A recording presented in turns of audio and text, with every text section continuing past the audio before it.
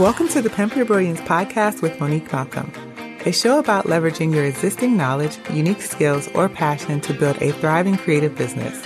I aim to show you what's really possible when you stop letting fear have all the fun and start taking action towards your goals. You can learn more about this show and subscribe for updates by visiting pimpyourbrilliance.com. Thank you for tuning in to this episode of Pimp Your Brilliance. I'm so glad that you're here. This is episode number 95, and you can find show notes at pimpyourbrilliance.com/95. Really quick before we jump into today's episode, I just released the Pimp Your Brilliance Community Survey. This is a survey that I put out every year, once or twice a year, asking for your feedback on what you want to hear more about on the show. This survey just really gives me a good starting point when I'm planning out future episode topics, when I'm planning out new product ideas. Pretty much everything that goes on behind the scenes is driven by the information that I get in the survey. So I would love to have your feedback and your input into what you're currently struggling with. Maybe I can create an episode for it. I can create a new product. I can answer it on an Instagram live or something, but I need to know, what do you need? So you can give me that information by filling out the community survey. You can find the community survey over at pimpyourbrilliance.com/survey. You can also find it by clicking the link inside of your podcast player. So if you check out the show notes, there's probably a link in there that says community survey. And please and thank you, fill out the survey. It really does give me good insight into what I'm doing well, what I need to be doing more of. And it gives me really great insight into what I can create to help you further your creative business, move it further along. So take that, and I thank you in advance. Now, let's talk about today's episode, which is going to be me spilling the beans on three key things that you need to know before you create your next digital product or even your first digital product. And I'm going to tell you right now, these three things do not solely apply to digital products.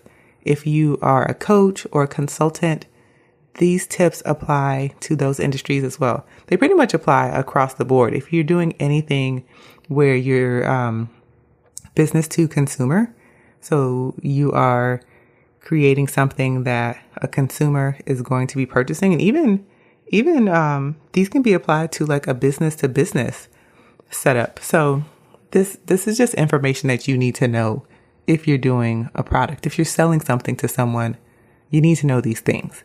So that I just want to say that up front. It's not just strictly digital products. This applies across the board. But having these three things in place is really going to help you create a digital product that sells well and that is profitable. And ultimately, that is the goal. One of the reasons why I like digital products is because they really are versatile. There's a range of prices that I've seen digital products. I've seen, the 99-cent ebook. I've seen $2,000 courses. I mean, there's a range of what you can sell them depending on what it is and the results that you're getting for people. But it's one of those things where you do the work up front. With a digital product, you pick your product, you invest the time up front, creating it, making it all nice, packaging it up, and then you sell it. And you can sell it over and over and over again. There's no limit. And the overhead on a digital product is usually pretty low. A lot of times you can create things, really nice things, for not a lot of money, using templates, which, by the way, is a digital product, or even hiring somebody to do graphic design. And then you just sell it on repeat. And if you have a really good marketing system, you can sell it on autopilot as a passive income stream. But we're not going to talk about passive income streams today because passive income streams are not completely passive. There is work involved, but that is a conversation for a future episode. Today, I just want to talk about, what do you need to know? What three things do you need to have in place or that you need to know in order to make sure that you're creating a product that your audience wants and that ultimately they're going to want to buy? Because I don't want you to waste time. Time is valuable. Time really can be money. And so I really want you to create a product that is successful. And you're going to do that by making sure you have these three things locked down. So if you don't already have a notebook or your phone open to the Notes app, you might want to do that, because I have a few questions that I'm going to share with you that you can ask yourself to help you figure out the answers to some of these things. But also, this is a podcast episode, so you can always run it back and listen to it again. Okay, so let's do this. The first thing, and this is probably the most important thing, this is also the step that gets skipped pretty often, and we'll go into that in just a bit. But the first thing that you need to know in order to create a digital product that's going to sell and be really useful to your audience is you need to know who you want to help. It seems obvious, but this step is so overlooked, and I get it. When we have an idea, we just get excited. We get so focused on the creation, the execution. How do I bring this idea to life? How do I make it look better? How do I put all the things into it? But none of that matters if you don't have a clear, very, very specific person in mind who is going to be utilizing this thing that you're creating. So your very first step is for you to decide who you want to help. And I just said the word decide, which means you get to choose. You're not going to be saddled with an audience that you don't want. Okay. I don't want you to think that the audience has full say over whether or not you help them. You get to decide who that audience is. And it doesn't have to be anything complicated. It's really a matter of you thinking to yourself, who am I best positioned to help? What type of person am I looking to help, or do I want to help? I mean, really narrowing those things down, pick an audience. And this is important because specificity is very important. If you think about different industries, different businesses, for example, a doctor, okay, you have a general practitioner and he can see a range of people, but then you have specialists, you have pediatricians, you have oncologists, and oncologists even specialize down to what type of oncology they're practicing. So it could be like bone or brain. You have, there's so many different types of doctors, and they service a very, very specific group of people. So a pediatrician does not service adults. Pediatricians service kids, people 18 and younger. Okay. That does not mean in a pinch that pediatrician couldn't help out somebody older, but for the most part, that's not who they're marketing to. And that's one of the reasons why you want to be really specific about who it is you want to help, because not only will it help you narrow down on their problems and how you're going to help them and really get a feel for what kind of solutions you can create for them, what kind of outcomes they're looking for. It's also going to help you with the marketing. And marketing is one of those big things that a lot of solopreneurs and creatives struggle with. We really struggle with marketing, putting ourselves out there, finding an audience, building an audience. And one key pillar to building an audience, building an engaged audience and connecting with people is being very clear about who it is that you're actually looking for. If you're unsure about who you're looking for, then you're going to be unsure about where you can find them online. You're going to be unsure about the messaging that you're putting out to attract those people. You're just really not going to have any clarity on anything without being very, very clear about who it is that you want to help. So here are some things that you can ask yourself. So first thing is thinking about one person that you know who you can help. Let that person be the starting point. And once you have that one person, start thinking about some of the qualities, some of their characteristics that they have. So is this person an avid gamer? Is this person a parent to small kids? Like, start thinking about those types of things. What kind of circumstances affect the way that they live or they work? So if this is a single woman, her circumstances and the way that she works and lives is going to be different than a woman with kids or a married woman or a family. So you need to be really sure about those types of things too. How do they spend their days? So again, a single woman may spend her days in a certain way. She doesn't have to do school or daycare drop-offs. A married woman with kids is going to have probably some daycare drop-offs. She's probably going to do some soccer mom duties. Maybe on Saturdays, she is going to volleyball games. So many different things. Also, thinking about what is this person working towards?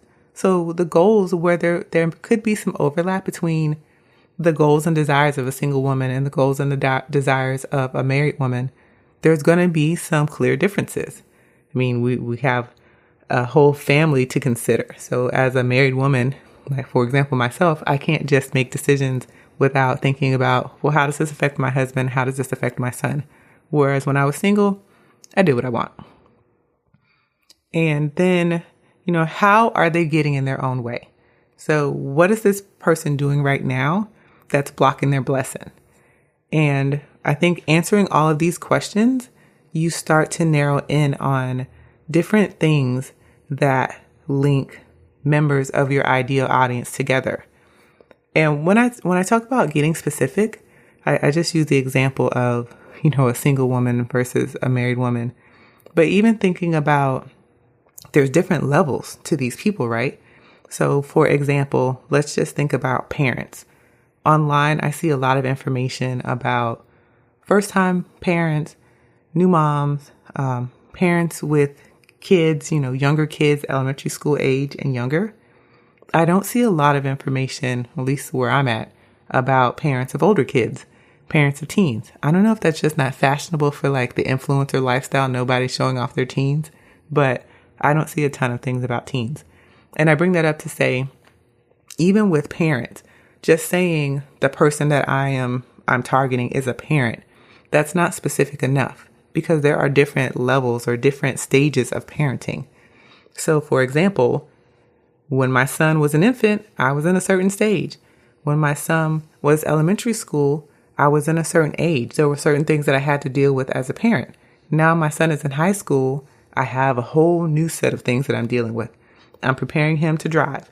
I'm also thinking forward to college and trying to get him college ready and think about how we're going to pay for college. So, even with parenting, yes, that's a broad topic, but it's almost too broad. You need to narrow it in some more and think about specifically, what can I do for this group of people?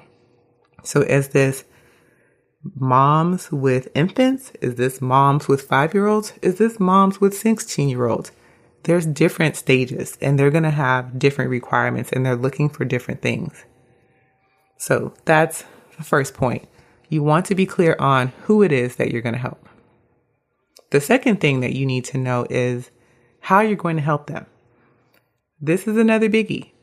It's great that you have this amazing idea for an Instagram course, but how is this helping your ideal audience? Is this something that they want? Is this something that they're struggling with? And this is where you're going to have to get in there and start finding people who fit your ideal audience, fit your ideal client avatar, and you're going to start having to talk to them. You're going to need to be in spaces that they're in. You're going to need to listen. You're going to need to read forums. You're going to need to try to dig in and get a real understanding of what is their problem and why are they struggling with this. And I've said this many times before on the podcast, but as a business, an online business, honestly, any kind of business, you're in the business of solving problems.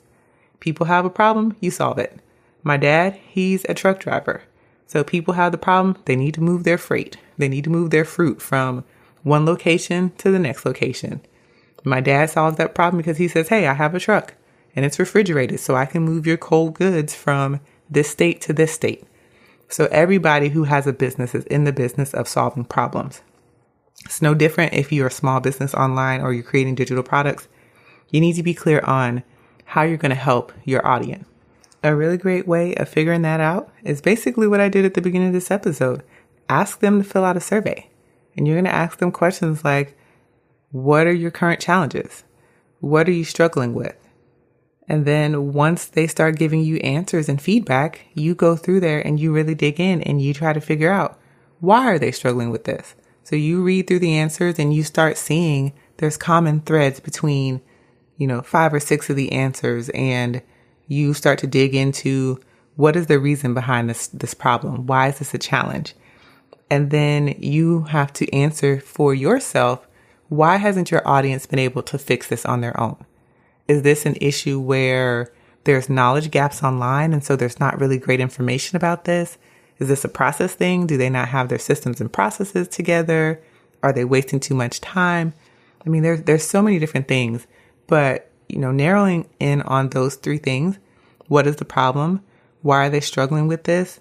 And why haven't they fixed this problem on their own? Puts you in a really good place in figuring out what exactly it is you're going to do to help them. And once you are really clear on who you want to help and how you're going to serve them, I mean, you've got 2 of the 3 slices of the pie there. And again, this puts you light years ahead of other people selling digital products online because they probably haven't done their research and figured that out.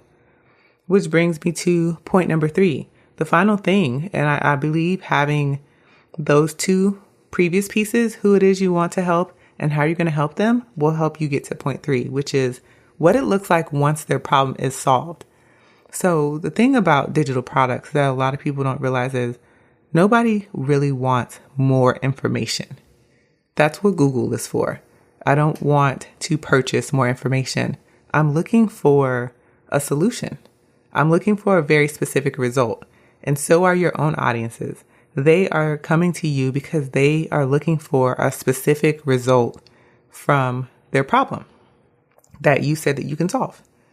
So what you need to do is, 1, be very clear on what your solution is going to be.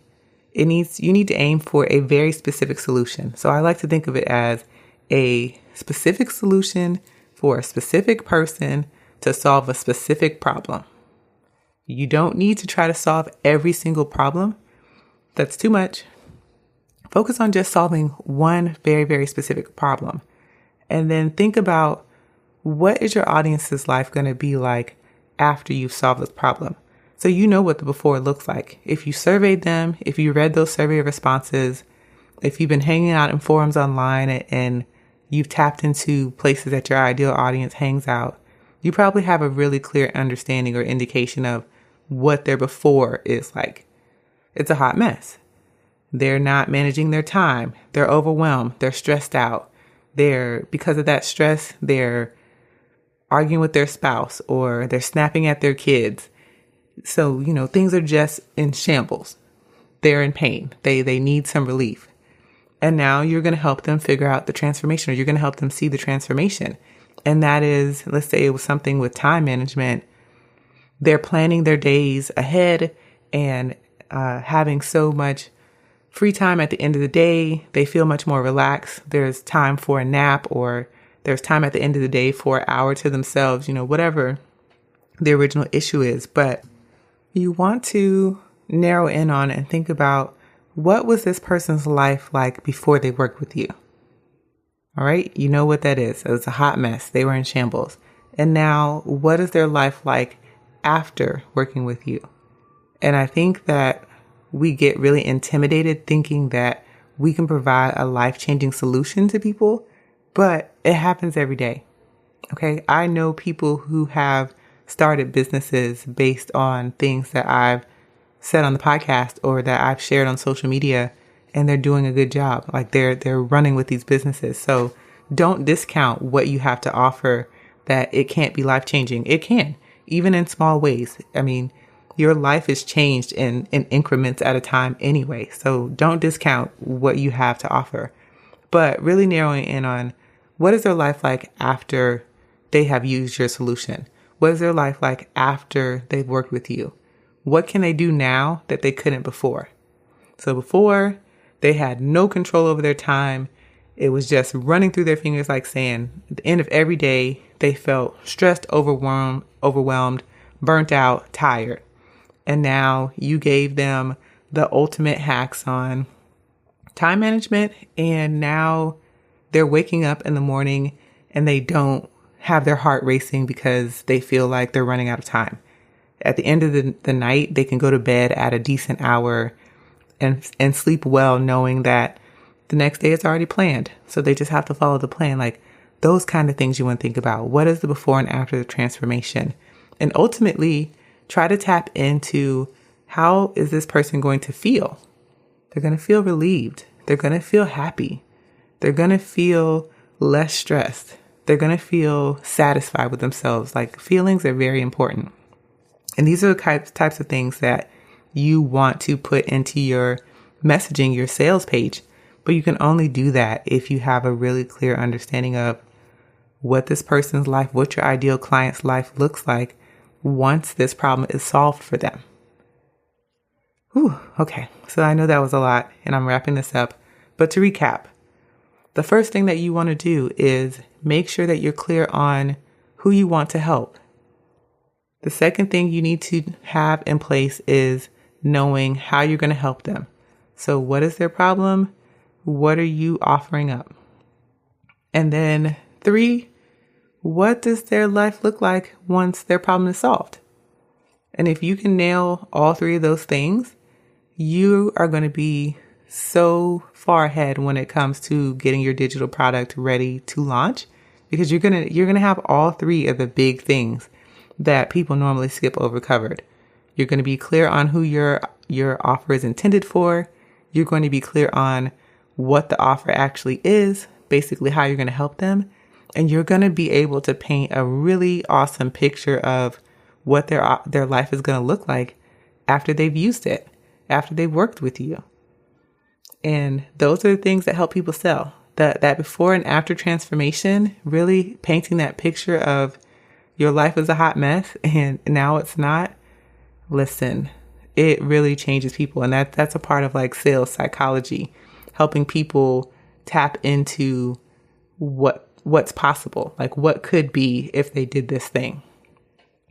So yay, that was today's episode. So as always, I hope this was helpful. If you want to give me feedback on this episode, hit me up on Twitter. I'm at Star Chasers Only. You can also send me a message over on Instagram at Pimp Your Brilliance. But that's all I have for this week. Please don't forget to take the community survey. It's over at pimpyourbrilliance.com/survey. It's quick. It's easy to do. Please take it. And I'm going to wrap this up and let you know that until next time, go out there and pimp your brilliance.